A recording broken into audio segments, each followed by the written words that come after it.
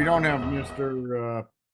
Pertilla here. Lisa did check and found that he was in jail earlier in August when he was served with this thing, but it appears that he's out of jail. Has he been around the hood?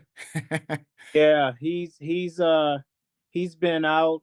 He got arrested again um back in 25th of July. So he was arrested for resisting an assaulting police officer prior to a phone call. He was harassing neighbors out on the streets. Yeah, he's just a constant problem ever since the first PPO back in 2021. After that expired, I got sued, and we went to court and they lost the case, and the case was closed. And this year in June 30th to be exact, that's when I have pictures and paperwork and videos of him maliciously destroying the fence that I installed, $1,200 worth of damages, and on July 4th, because he kept trespassing after he tore down the fence, and uh, a PPO on the 4th of July was served. So that's the second PPO on the 4th of July.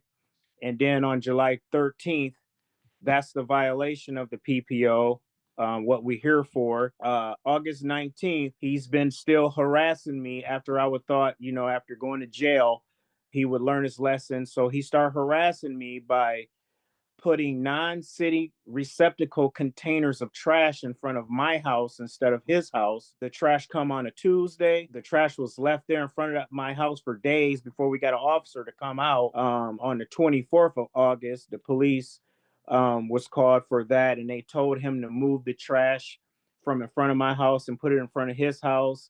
He told the police he didn't care, and the police also wrote him 3 tickets, and I just want repairs for my fence of $1,200, and for him to stop harassing us.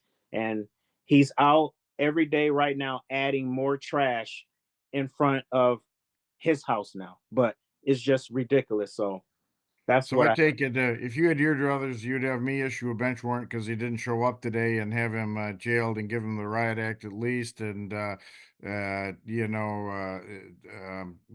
him face some consequences for not showing up.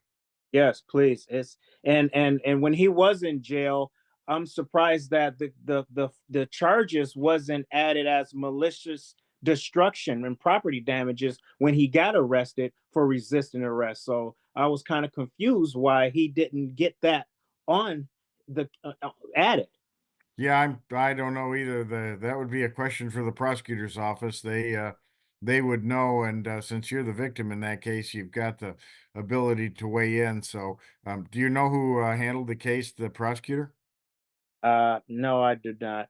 Yeah, that would be the first person I would go to talk to. And I mean, you could bring in a small claims court and stuff, but I'm guessing that would be an exercise in frustration and additional time you're already spending with this terrible neighbor. So, all right. Well, for my part, what I'll do is I'll issue a bench warrant because he didn't appear today, and he seems like a person who should darn right and well know that he needs to appear when he gets a summons to appear in front of the judge.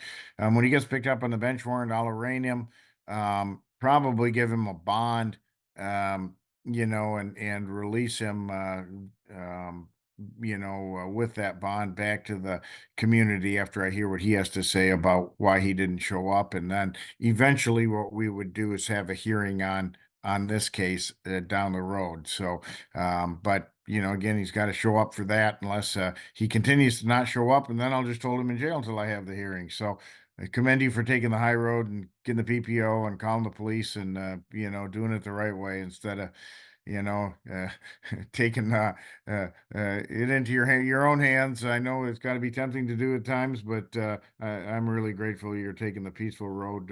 It's long and painful, but eventually, I think you'll get a positive result out of it. And Oh, I did everything the police asked me to do. Hey, we can't arrest them because we need a PPO. Got the got PPO. the PPO.